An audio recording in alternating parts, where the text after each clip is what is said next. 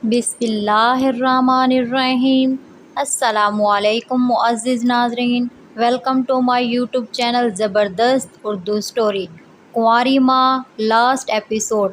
अब्दुल्ला और सैफुल्लाह मुझसे बहुत मायूस हो चुके थे और मुझे अपनी ही माँ समझते थे। अब तो वो हर वक्त मेरे साथ साथ रहते थे और रात को भी मेरे साथ ही सोया करते थे। अब्दुल्ला दूसरी क्लास में पढ़ता जबकि सैफुल्लाह अभी छोटा था, इसलिए हमने उसे स्कूल में दाखिल नहीं कराया था। रुमान कभी कभी मुझे सुमेरा मैडम से मिलवाने भी ले जाया करते थे। सुमेरा मैडम मुझसे मिलकर बहुत खुश होती थी। इसी तरह हंसी खुशी 2 साल का अरसा गुजर गया। छोटा सैफुल्लाह भी अब स्कूल जाने लगा था। पिछले 2 सालों में रुमान का कारोबार काफ़ी बढ़ चुका था। एक दिन मैंने रुमान से ज़िद की कि मुझे अपनी बहन खालदा की बहुत याद आती रहती है, ना जाने वो किस हाल में होगी।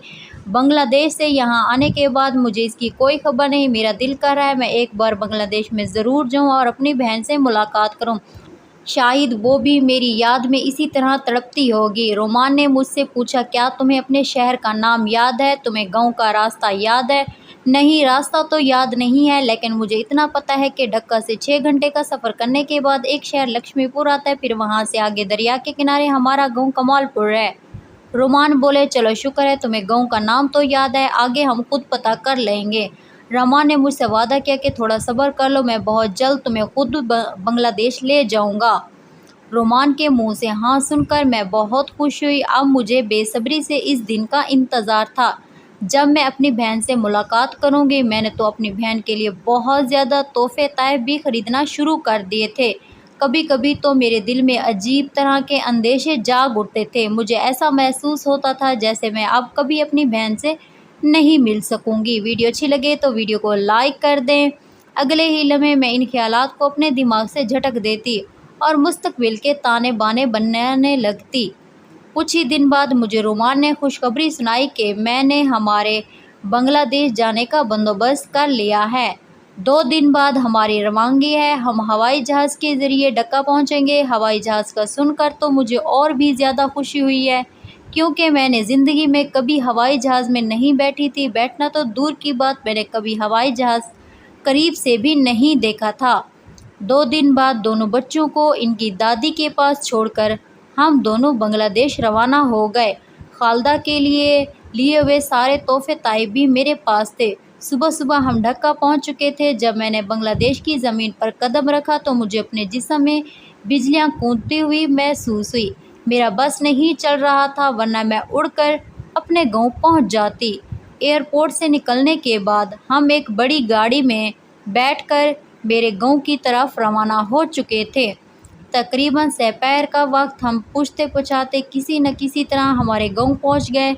गांव की कच्ची पक्की गलियों से होते हुए जब मैं अपने घर के सामने पहुंची तो वहां सिर्फ एक मिट्टी का ढेर मौजूद था। ये मंजर देखकर मेरे दिल में तरह तरह के वसवसे आने लगे और मेरी आंखें नम हो गई। मुझे ऐसा लगा जैसे वाकई अब मैं कभी अपनी बहन से नहीं मिल सकूंगी। मैंने मायूस नज़रों से रोमान की तरफ देखा तो रोमान बोले, समिया तुम परेशान ना हो, हम किसी न किसी तरह तुम्हारी बहन को ज़रूर ढूंढ लेंगे। हो सकता हो इसने मकान तब्दील कर लिया हो। इतनी देर में गांव की 2-4 औरतें मुझे इस तरफ आते नज़र आई। मैं इनके थोड़ा नज़दीक हो गई और खालदा और अपनी माँ से मुताल्लिक पूछने लगी। लेकिन गांव की औरतों ने पूछा, तुम कौन हो और उन्हें कैसे जानती हो? बांग्लादेश में रहते हुए अव्वल तो मैं घर से ही बहुत कम निकलती थी, और वैसे भी 3 साल का अरसा गुजर जाने और मेरे वाज़े कद में वाज़े फ़र्क आ जाने की वजह से भला मुझे कौन पहचान सकता था? मेरा पहनावा देखकर भला कौन यकीन करता कि ये वही समिया है जो एक एक नवाले को तरसती थी? जब मैंने इन लोगों से अपना तारफ़ कराया कि मैं खालदा की छोटी बहन समिया हूँ तो वो हैरान रह गए। पहले तो इन औरतों ने ये मानने से साफ इनकार कर दिया कि मैं ही समिया हूँ, लेकिन जब मैंने उन्हें गांव के लोगों और इस दौर में पेश आने वाले चंद वाक़यात के बारे में बताया तो उन्हें मेरा यकीन करना ही पड़ा। इनमें से एक औरत ने बताया, जब नवाब सिराज को पता चला कि खालदा ने तुम्हें पाकिस्तान फ़रार कर दिया है तो उसे बहुत गुस्सा आया और इसने बदला लेने के लिए अपने कारंदों के ज़रिए खालदा और तुम्हारी माँ को कत्ल करवा दिया। मेरी माँ और बहन को कहाँ दफन किया गया, हमें सिर्फ इतना मालूम है कि उन्हें गांव के ही कब्रिस्तान में दफन कर दिया गया था। इनकी कब्र कहाँ है हमें ये मालूम नहीं। اگر تم ان کی قبر پر جانا ہے تو منشی ندیم ہی تمہاری مدد کر سکتا ہے۔ منشی ندیم کی گاؤں میں کریانے کی دکان ہوا کرتی تھی، اسے میں اچھے سے جانتی تھی، بڑا بھلا انسان تھا۔ عورتوں سے رخصت ہو کر ہم چلتے چلتے منشی ندیم کی دکان پر پہنچ گئے۔ منشی ندیم کو میں نے اپنا تعارف کروایا تو اس نے مجھے پہچان لیا۔ منشی ندیم کی عمر 40-50 سال کے لگ بھگ تھی۔ وہ ایک اچھا انسان تھا اور گاؤں کے کافی لوگوں کا کافی خیال رکھتا تھا۔ منشی ندیم نے ہمیں بتایا کہ چونکہ تمہاری ماں اور بہن لاوارث تھے، اس لیے میں ہی ان کا وارث بن گیا اور ان کے کفن دفن کا انتظام بھی کر لیا۔ چلو میں تمہیں ان کی قبر پر لے کر چلتا ہوں۔ تھوڑی دیر بعد ہم گاؤں کے قبرستان میں پہنچ چکے تھے۔ ندیم ایک جگہ دو خستہ حال قبروں کے پاس جا کر رک گیا، پھر ہاتھ کے اشارے سے مجھے بتانے لگا کہ یہ تمہارے ماں اور یہ تمہاری بہن کی قبر ہے۔ منشی ندیم قبروں کی نشاندہی کے بعد ہم سے اجازت لے کر وہاں سے رخصت ہو گیا۔ میری ماں اور بہنوں کی قبروں کی دیکھ بھال نہ ہونے کی وجہ سے قبریں شدید خستہ حال ہو چکی تھی۔ بنگلہ دیش میں ویسے بھی بہت بارشیں ہوتی تھیں۔ اگر میں یہاں آنے میں مزید دیر کر دیتی تو پھر مجھے شاید ان قبروں کا نام و نشان بھی نہ ملتا۔ میں کافی دیر تک اپنی ماں اور بہن کی قبر پر بیٹھی فاتح خوانی کرتی آنسو بہاتی رہی۔ ماضی کے بیتے لمحات کسی فلم کی طرح میرے ذہن سے گزر رہے تھے۔ رومان نے میرے کندھے پر ہاتھ رکھتے ہوئے مجھے تسلی دی۔ پھر رومان نے قریب ہی موجود گاؤں کے دو گورکھانوں کو بلایا اور جیب سے کچھ پیسے نکال کر ان کی طرف بڑھاتے ہوئے کہا، جتنا جلدی ہو سکے مجھے ان دونوں کی قبروں کی مرمت کر دو۔ تھوڑی دیر بعد گورکھن دونوں قبروں کی مرمت کرنے میں مصروف تھے۔ جب گورکھن اپنا کام ختم کر چکے تو ہم ان کی بخشش کے لیے دعا مانگ کر قبرستان سے باہر نکل آئے اور گاڑی میں بیٹھ کر واپسی کے لیے روانہ ہو گئے۔ ہم لوگ آدھی رات کو کاکا پہنچے تھے، اس لیے ہم نے ایک دن ڈھکا میں ہی قیام کیا اور اگلے دن پاکستان کے لیے روانہ ہو گئے۔ گھر واپس آنے کے بعد میں کئی دنوں تک بوجھل رہی۔ مجھے اپنی بہن اور ماں کی موت کا شدید غم تھا۔ ان کی یاد مجھے رہ رہ کر ستا رہی تھی۔ میری بہن میری حفاظت کرتے کرتے اپنی جان گنوا بیٹھی۔ اس کے سوا میرا اس دنیا میں اور تھا ہی کون؟ میں تو بالکل لاوارث ہو چکی تھی۔ خیر، وقت بہت بڑا محرم ہوتا ہے۔ آہستہ آہستہ میں بھی نارمل زندگی کی طرف لوٹ آئی تھی۔ شادی کے 2.5 سال گزرنے کے باوجود مجھے ابھی تک حمل نہیں ٹھہرا تھا۔ مجھے تو اولاد کی کوئی خاص خواہش نہیں تھی۔ میں عبداللہ اور سیف اللہ کے ساتھ بہت خوش تھی، انہیں ہی اپنی اولاد سمجھتی تھی، لیکن رومان چاہتے تھے کہ میرے بطن سے بھی انہیں اولاد ہو۔ ہم کئی ایک ڈاکٹروں سے چیک اپ کروا چکے تھے اور ہر طرح کی دیسی انگریزی ادویات استعمال کر چکے تھے، لیکن میرا حمل ٹھہرنے کے کوئی امکانات نظر نہ آئے۔ ایک دن رومان نے مجھے بتایا، امریکہ سے ایک ڈاکٹرانی پڑھ کر آئی ہے۔ مجھے کسی نے بتایا وہ بہت قابل اور جدید آلات سے مریض کی تشخیص کرتی ہے۔ میں سوچ رہا ہوں تمہیں ایک بار اسے ضرور دکھا لیا جائے، ہو سکتا ہے اللہ اس کے ذریعے کوئی وسیلہ بنا دے اور مجھے تمہارے بطن سے بھی کوئی بچہ مل جائے۔ میں نے رومان سے کہا، جیسا آپ بہتر سمجھے۔ کچھ دن بعد رومان مجھے اس ڈاکٹرانی کے پاس لے گئے۔ رومان نے اسے بتایا کہ ہماری شادی کو 2.5 سال گزر چکے ہیں، لیکن میری بیوی کو حمل نہیں ٹھہرا۔ ہم نے بہت علاج کیا لیکن کوئی فائدہ نہیں ہوا اور اب آخری امید لے کر آپ کے پاس آئے ہیں۔ میری بیوی کا اچھے سے علاج کریں، جتنے پیسے لگیں گے میں دینے کو تیار ہوں۔ ڈاکٹر صاحبہ نے اچھے سے میرا چیک اپ کیا۔ تھوڑی دیر بعد رومان اور میں دوبارہ ڈاکٹر صاحبہ کے سامنے بیٹھے تھے۔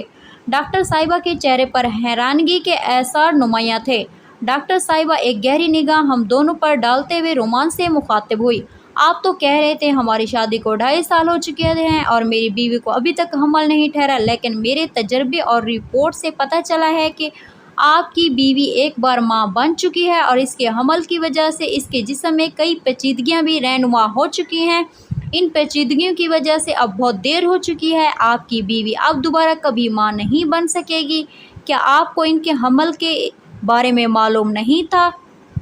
یہ خبر سن کر ایک دم رومان کے چہرے کا رنگ اڑ گیا اور وہ کھا جانے والی نظروں سے میری طرف دیکھنے لگے۔ رومان کی آنکھوں میں خون اتر آیا تھا۔ ان کے چہرے کے تاثرات دیکھ کر میری روح تک کانپ گئی۔ میں شدید ندامت کا شکار تھی اور سوچ رہی تھی کہ زندگی نے مجھے کس دورے پر لا کھڑا کیا ہے۔ رومان صاحب نے کوئی جواب نہیں دیا اور ڈاکٹر صاحبہ کی باتیں خاموشی سے سنتے رہے۔ پھر ہم نے ڈاکٹر صاحبہ سے اجازت لی اور گاڑی میں بیٹھ کر گھر کی طرف روانہ ہو گئے۔ اس دوران رومان کا چہرہ بالکل سپاٹ تھا، وہ شدید غصے میں گاڑی چلا رہے تھے، میرا دل بھی اندیشوں سے بھرا ہوا تھا۔ پتہ نہیں رومان میرے بارے میں کیا سوچ رہے ہوں گے، شاید سوچ رہے ہوں کہ میں ایک بد چلن عورت ہوں اور شادی سے پہلے میرے کسی کے ساتھ ناجائز تعلقات رہ چکے ہوں گے، یا پھر ان سے شادی کے بعد مجھے اولاد ہوئی ہے اور میں نے انہیں بتائے بغیر حمل ختم کروا لیا۔ اندیشوں کا ایک طوفان میرے ذہن میں بھی برپا تھا۔ گھر پہنچ کر جیسے ہی میں اور رومان کمرے میں داخل ہوئے، رومان نے جھٹ سے کمرے کی چٹکنی لگا دی اور غصے سے بھرے ہوئے تھے، ان کے ہاتھ پاؤں کانپ رہے تھے، پھر شدید سرد لہجے میں مجھ سے گوئے ہوئے، سمیہ تم نے مجھے اتنا بڑا دھوکہ دیا ہے، تم نے میرا بھروسہ توڑ دیا ہے، کتنا پیار کرتا تھا میں تم سے، کبھی میں نے تمہیں کسی قسم کی تکلیف دی؟ کیا تمہاری کوئی ایسی خواہش تھی جو میں نے پوری نہ کی ہو؟ میری محبت کا یہ صلہ دیا ہے تم نے۔ ویڈیو اچھی لگے تو چینل کو ضرور سبسکرائب کریں۔ رومانہ میری بات تو سنیں، آپ غلط سوچ رہے ہیں، بکواس بند کرو اپنی۔ رومان کی گرجدار آواز سن کر میں ایک دم سے کانپ گئی اور خاموش ہو گئی۔ بد چلن عورت، آج کے بعد مجھے اپنی شکل مت دکھانا، یہ کہتے ہوئے رومان روم سے باہر نکل گئے۔ رومان خدا کا واسطہ ہے میری بات تو سنیں، ایسا مت کریں میرے ساتھ، میں نے پیچھے سے آوازیں دیں مگر وہ انسنی کرتے ہوئے چلے گئے۔ اس طرح کی مزید اچھی کہانیاں دیکھنے کے لیے ہمارے چینل کو ضرور سبسکرائب کریں۔ میں خاموشی سے اپنی قسمت پر آنسو بہانے لگی۔ تقدیر نے میرے ساتھ کتنا برا کھیل کھیلا تھا، مجھے لگا جیسے میرا سب کچھ ایک پل میں ہی ختم ہو گیا، مجھ سے چھین لیا گیا ہے۔ جو کچھ بھی ہوا تھا اس میں میرا کوئی قصور نہیں تھا، میں تو معصوم تھی، مجھے کیا معلوم تھا یہ دنیا درندوں سے بھری پڑی ہے۔ جیسے تیسے رو دھو کر میرے دن گزرنے لگے۔ میں نے سوچ رکھا تھا رومان کو سب کچھ سچ سچ بتاؤں گی، پھر ان کی مرضی، چاہے تو وہ مجھے اپنے ساتھ رکھیں یا پھر جو سزا دینا چاہیں مجھے منظور ہے۔ جو کچھ بھی میرے ساتھ ہوا اس میں میرا تو کوئی قصور نہیں تھا، پھر اس کی سزا مجھے کیوں مل رہی تھی؟ ڈاکٹر صاحبہ والا واقعہ 1 مہینہ گزر چکا تھا، اس دوران مجھ سے بات کرنا تو دور کی بات، رومان نے اپنی شکل تک مجھے نہ دکھائی تھی۔ وہ کبھی کبھار ہی گھر آتے تھے اور مجھ سے ملے بنا واپس لوٹ جاتے تھے۔ جب تک ملازموں کے ذریعے مجھے ان کے آنے کی اطلاع ملتی تب تک وہ واپس جا چکے ہوتے تھے۔ گھر والوں نے بھی کافی بار مجھ سے پوچھا کہ رومان کو کیا ہوا ہے، وہ گھر کیوں نہیں آتا، کیا تم لوگوں کا آپس میں کوئی جھگڑا ہوا ہے، وہ اتنا چپ چپ کیوں رہتا ہے؟ میں مسلسل لا علمی کا اظہار کرتی رہی۔ رومان کی اس رویے کی وجہ سے میں بیمار پڑ گئی، میں نے خود کو کافی حد تک اپنے ہی کمرے میں قید کر لیا تھا اور دن رات آنسو بہاتی رہتی تھی۔ میری آنکھوں کے گرد سیاہ حلقے آ گئے تھے، نکاست سے میرا برا حال تھا، یوں لگتا تھا جیسے میں سالوں سے بیمار ہوں۔ رومان مجھ سے کوئی بات کرتے تو ہی میں ان کی بات کا جواب دیتی نا، لیکن انہوں نے تو گھر آنا ہی چھوڑ دیا۔ ہزاروں وسوسے میرے دل میں گھر کیے بیٹھے تھے، کبھی کبھی تو میرا دل کرتا تھا میں خودکشی کر لوں اور اس اذیت بھری زندگی سے آزاد ہو جاؤں، لیکن میں حرام موت نہیں مرنا چاہتی تھی، اس لیے خود کو روک رکھا۔ جب میں رومان کی طرف سے بالکل مایوس ہو چکی اور مجھے کوئی راستہ نظر نہیں آ رہا تھا، میں نے آنٹی سمیرا سے مدد لینے کا فیصلہ کیا۔ ایک دن میں گھر سے نکلی اور رکشے میں بیٹھ کر چپکے سے آنٹی سمیرا کی فیکٹری پہنچ گئی۔ خوش قسمتی سے آنٹی سمیرا وہیں موجود تھی۔ جب میں آفس میں داخل ہوئی تو آنٹی سمیرا میری حالت دیکھ کر پریشان ہو گئی، وہ تیزی سے میری طرف آئی اور مجھے سہارا دے کر کرسی پر بٹھایا۔ سمیہ تمہیں کیا ہوا، اتنی پریشان اور اداس کیوں، یہ کیا حالت بنا رکھی اپنی؟ رومان کہاں ہے، سب ٹھیک تو ہے نا؟ جی آنٹی کچھ بھی ٹھیک نہیں، ہنستا بستا گھر بکھر گیا، میں نے 1 مہینے سے رومان کی شکل تک نہیں دیکھی، وہ مجھ سے بات کرنا تک گوارا نہیں کرتے۔ آنٹی میں بہت امید لے کر آپ کے پاس آئی ہوں، اب آپ ہی ہیں جو میرے گھر کو اجڑنے سے بچا سکتی، آپ میری مدد کریں گی نا؟ ہاں میرے بچے، میں تمہاری مدد کیوں نہیں کروں گی، مجھے بتاؤ کیا ہوا ہے۔ پھر میں نے آنٹی سمیرا کو ڈاکٹر صاحبہ والی بات بتائی۔ یہ بات سن کر آنٹی سمیرا حیرت زدہ ہوگی۔ سمیہ یہ کیسے ممکن ہو سکتا ہے؟ جی آنٹی یہ بالکل سچ ہے، آنٹی کو بتاتے ہوئے میری آنکھوں میں آنسو بھر آئے۔ آنٹی ایک بات میں نے جو آپ سے چھپائی تھی، مجھے لگا ایسی بات بتانے کے قابل نہیں ہے، بس اس لیے جب میں 13-14 سال کی تھی تو اپنی بڑی بہن خالدہ کے گھر رہنے لگی۔ پھر میں نے آنٹی کو پورا واقعہ سنایا، کس طرح میری اپنے سگے رشتوں نے ہی میری عزت کو اتار دیا اور پھر میری ماں نے میرا کیا حشر کیا تھا۔ میری کہانی سننے کے بعد آنٹی سمیرا رونے لگی اور مجھے گلے لگا لیا۔ آنٹی سمیرا کے آغوش میں آ کر مجھے بہت سکون ملا۔ بس چپ کر جاؤ میری بچی، سب کچھ ٹھیک ہو جائے گا، میں ابھی رومان کو کال کر کے بلاتی ہوں اور اسے سمجھاتی ہوں۔ یہ کہہ کر سمیرا میڈم نے ٹیلی فون اٹھایا اور رومان کے آفس کال کی۔ تھوڑی دیر بعد ہی رومان نے کال اٹھائی تو میڈم سمیرا انہیں رومان سے حال ہوا لینے کے بعد انہیں فوراً اپنے آفس کا کہہ کر پھر کال کاٹ دی۔ آنٹی نے مجھے بتایا 1 گھنٹے تک رومان آ جائے گا۔ پھر آنٹی نے آفس بوائے کو آواز دے کر جوس وغیرہ لانے کے لیے کہا۔ ہم جوس پیتے پیتے آپس میں باتیں کرتے رہے۔ आंटी की तसल्लियों के बाद अब मुझे कुछ बेहतर महसूस हो रहा था। थोड़ी देर बाद रोमान आंटी के ऑफिस में दाखिल हुए तो मुझे वहां देखकर खा जाने वाली नज़रों से मेरी तरफ घूरने लगे। आंटी सुमेरा ने रोमान को बैठने का इशारा किया। फिर आंटी सुमेरा ने रोमान को समझाने के अंदाज में कहा, रोमान देखो, तुम समिया से खामखा बदगुमान हो रहे हो। वो जैसा तुम सोचते हो ऐसा कुछ भी नहीं है। पता नहीं समिया से मुतल्लिक कितनी बदगुमानियां तुम्हारे दिल में घर की बैठी हैं। रोमान, मेरी बात गौर से सुनो। डॉक्टर साहिबा ने जो कुछ बताया वो बिल्कुल सही है। जब तुमने पहली मर्तबा समिया से मुतल्लिक मुझसे पूछा तो मैंने जानबूझकर तुमसे समिया के मुतल्लिक एक बात छुपाई थी। मुझे लगा किसी को भी ये बात बताना मुनासिब नहीं, और सुमैया को भी सख्ती से मना किया था, तुम ये बात कभी रोमान को मत बताना और ना इसका दिल टूट जाएगा। फिर मेरे साथ गुजरा वाक़या सुनाते हुए सुमेरा मैडम ने रोमान से कहा, तुम खुद बताओ भला इसमें समिया का क्या कसूर था? वो बेचारी तो मजलूम है। क्या उसे हक़ नहीं है वो एक नॉर्मल ज़िंदगी गुजार सके? क्या उसे इस बात का हक़ नहीं? अगर इससे मुताल्लिक़ कोई इखलाक से घिरी हुई बात हो तो उसे छुपा रखे और किसी पर आया ना होने दे। क्या इसकी कोई इज़्ज़त नफ्स नहीं? आंटी सुमेरा की बातें सुनकर रोमान ने सर झुका लिया। उन्हें अपने रवैये पर नदामत महसूस हो रही थी।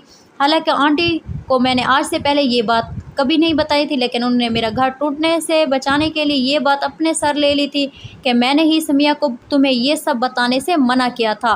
बताओ रोमान, अब तुम्हारा क्या इरादा? क्या तुम अब भी समिया से नाराज़ हो? क्या तुम्हें अब भी समिया से औलाद चाहिए? रोमान, तुम्हारे पहले ही 2 बेटे, अल्लाह के दिया सब कुछ है।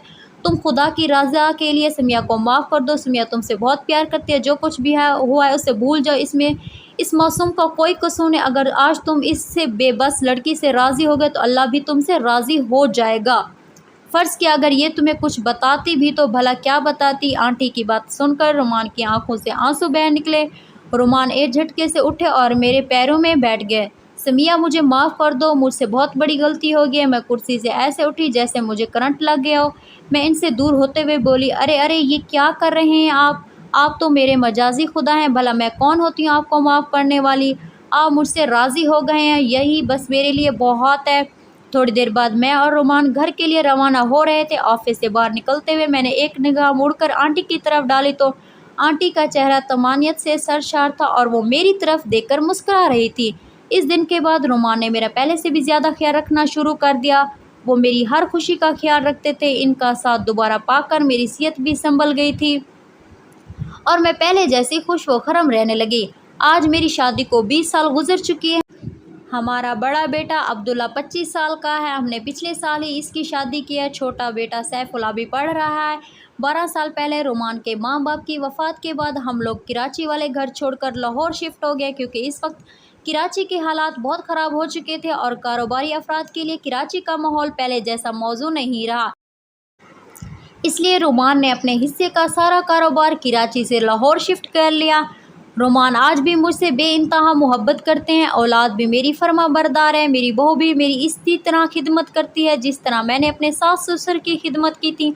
आंटी सुमेरा का इंतकाल हुए भी काफ़ी अरसा गुजर चुका है। मैं आज भी इनकी फ़ातह ख़्वानी और मग़फ़िरत के लिए दुआ का एहतमाद करती हूँ। इन्हीं की वजह से मेरा आज़ादी ज़िंदगी की खुशियाँ आज तक बरकरार है।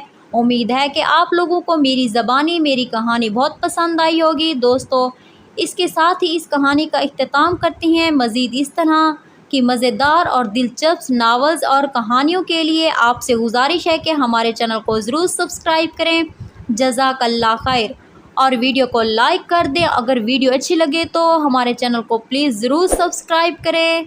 शुक्रिया। दूसरी वीडियो तक के लिए अल्लाह हाफिज़।